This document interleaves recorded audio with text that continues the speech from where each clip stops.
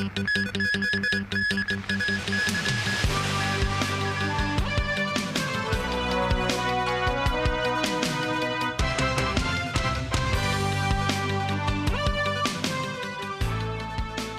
and welcome to TVB News. I'm Melissa Hekalea. Shin Trade Company has been accused of selling counterfeit drinking water to the government. Appearing in public for the first time since the issue started, Director of Government Logistics Carlson Chan apologized to the public for the inadequacies in the current procurement process. Chan was speaking after the first meeting of the task force on reviewing government procurement procedures. Samantha Lee with the details. Xin, a company which was awarded a $52.9 million government contract, was found lying about the source of the water. It also exposed loopholes in the government procurement process, which involved the government logistics department. Carlson Chan, Director of Government Logistics, said he acknowledged the incident caused huge public concerns and doubts over the safety of drinking water acquired by the government. He apologized on behalf of the department for the shortcomings in the procedure. He said the current procurement regime may not be robust enough to prevent deliberate fraud. Led by Christopher Ho, Secretary for Financial Services and the Treasury, an interdepartmental group is reviewing the procurement system, aiming to submit a report within 3 months. We will look at areas like in terms of the due diligence required and the issues on the contract management and also quality control. These are the relevant aspects that will be covered in our interim result, because what we would expect is that before we make the final announcement, we hopefully would like to get the result earlier than the 3 months that we said earlier. Speaking in Beijing, Chief Secretary for Administration Eric Chen was asked if any official should be held accountable in the incident. He said the civil service has clear disciplinary mechanisms that the government will strictly adhere to. Samantha Lee, TVB News. President Xi Jinping attended a grand gathering and parade in Lhasa, the capital of Xinjiang Autonomous Region in China's western edge, to mark 60 years of Chinese Communist Party rule. Xinjiang is the current official English name for Tibet used by the autonomous region. Danny Zhou has the story.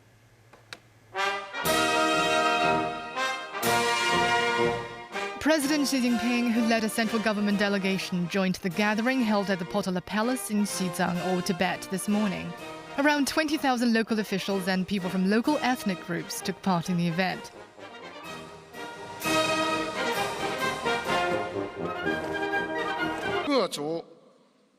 Vice Premier Jiang Guoqing delivered congratulatory messages from the Chinese Communist Party's Central Committee and the State Council.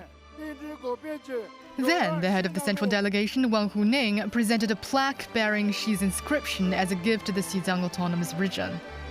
Wang has called on Xizang to uphold and strengthen the overall party leadership in order to consolidate a harmonious and stable society. In his address, Wang said the autonomous region's founding in 1965 was an epoch-making event, and that Xizang has entered its best period of development with the most substantial progress. Wang warned any separatist activities and external interference that meddle in Xizang affairs with attempts to disrupt its stability are doomed to fail. Also speaking at the event was the region's party chief Wang Junzheng, who said Xi's visit reflected the high importance the leader attached to Xizang. He added Xizang is now thriving thanks to the party's enlightened leadership, as well as the superiority of the socialist system. A colorful array of floats later went past the square, showcasing the development brought to the snowy plateau over the past 60 years. Over 4,000 people attended the parade in formations that represented the culture and history of 7 cities and regions in Xizang. Danny Zhou, TVB News. Chinese Foreign Minister Wang Yi has arrived in Islamabad for bilateral talks with his Pakistani counterpart, Ishaq Dar. Wang touched down in Noor Khan Air Base in Pakistan's Rawalpindi on Wednesday. According to an official statement, Wang and Dar today held the 6th round of talks. The entire gamut of bilateral relations, as well as key international and regional issues, were discussed. The two ministers earlier met with Afghanistan's top diplomat in Kabul, and the parties reaffirmed a commitment to extend the China-Pakistan economic corridor to Afghanistan. The government said overall consumer prices in Hong Kong increased 1% year-on-year in July 2025. That's smaller than the corresponding increase in June 2025, which was 1.4%. The government said consumer price inflation remained modest in July and pressure from domestic costs and external prices are under control.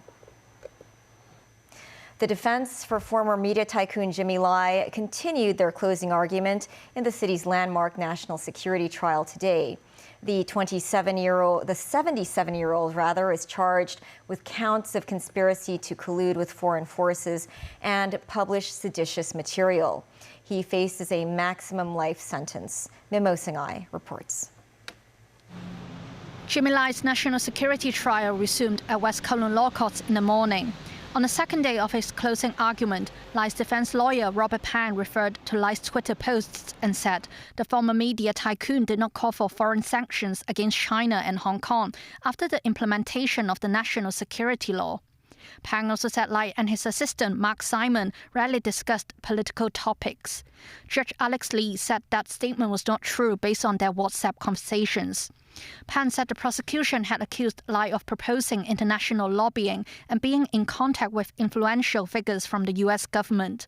Pan said Lai had known the group for years and they took the same interest in Hong Kong and international affairs by discussing the relevant issues. Pan described the situation as much as we might discuss the law at a dim sum table. Referring to the prosecution's closing argument, which said Lai had demanded sanctions when speaking with his guests on his talk show, Live Chat with Jimmy Lai, Pan argued that an assumption of collusion with any foreigner Lai spoke with would make him look suspicious. The proceedings will continue on Friday. Memos 9, TVB News. Mosquito control measures have been taken near the home of a Japanese encephalitis patient. The first imported case of Japanese encephalitis this year involved a patient living in the Castello private housing estate in Sha Tin. The Food and Environmental Hygiene Department deployed workers to the area for mosquito control. Workers cleared fallen leaves and silt from the sidewalk drains this morning and misted the grass to kill adult mosquitoes. The Center for Health Protection said that the 49-year-old female patient had traveled to the Philippines and the surrounding suburbs. She developed fever, headache, and vomiting. She went to the emergency department of Prince of Wales Hospital last Tuesday, but didn't require hospitalization. She was admitted to the hospital 2 days later after seeking medical attention and is currently in stable condition. Her 4 household contacts have shown no symptoms and are under medical observation.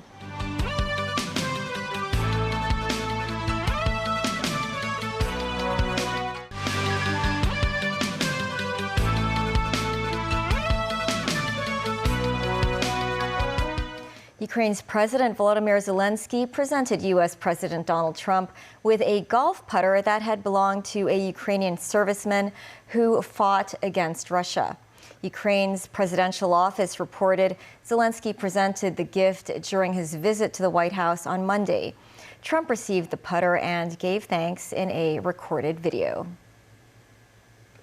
Konstantin, first of all, I just watched your swing. I know a lot about golf. And your swing is great. It looks beautiful. And you're going to be a very good golfer very soon. But I also want to thank you for this putter. It's beautiful. And it's made with real love. And it's given to me with real love from you. And I appreciate that. I have great respect for you. You're an amazing person. And you just keep playing golf and doing all of the other things. Your country is a great country. We're trying to bring it back to health.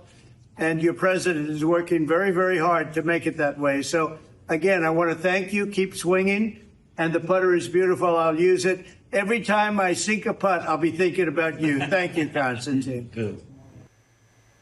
U.S. Vice President J.D. Vance and Defense Secretary Pete Hegseth visited National Guard troops at Washington, D.C.'s main train station as protesters called for the city to be freed. This in the latest tense episode amid U.S. President Donald Trump's crackdown on crime there.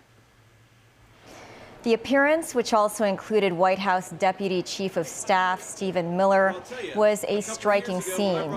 It illustrated the Republican administration's intense focus on the situation in Washington and its willingness to promote an initiative that has polarized the Democratic-led city. An estimated 1,900 troops are being deployed in D.C. More than half are coming from Republican-led states. Besides Union Station, they've mostly been spotted around downtown areas. The U.S. State Department announced sanctions on 4 international criminal court officials, including 2 judges and 2 prosecutors.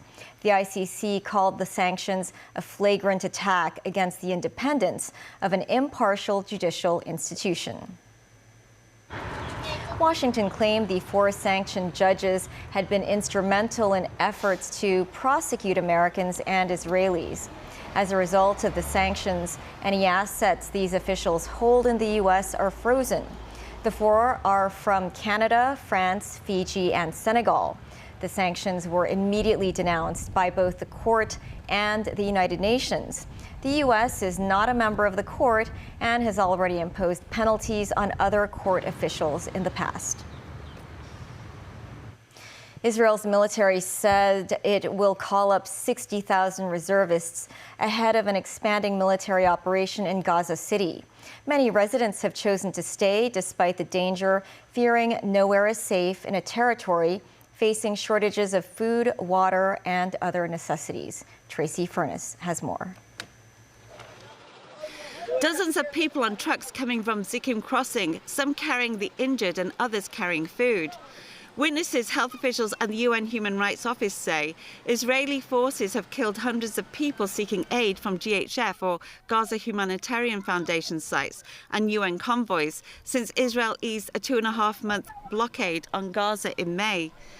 And also for the workers and the organizations bringing in the aid, it is now becoming more dangerous. Many of our local workers have had to move their families repeatedly to avoid being targeted. In some cases, Hamas has directly contacted relatives and warned them to force their loved ones to quit or face consequences. Nearly everyone associated with GHF who has gone public has faced death threats, harassment of their families, and vandalism of their homes simply for trying to feed the Palestinian people in Gaza, myself included.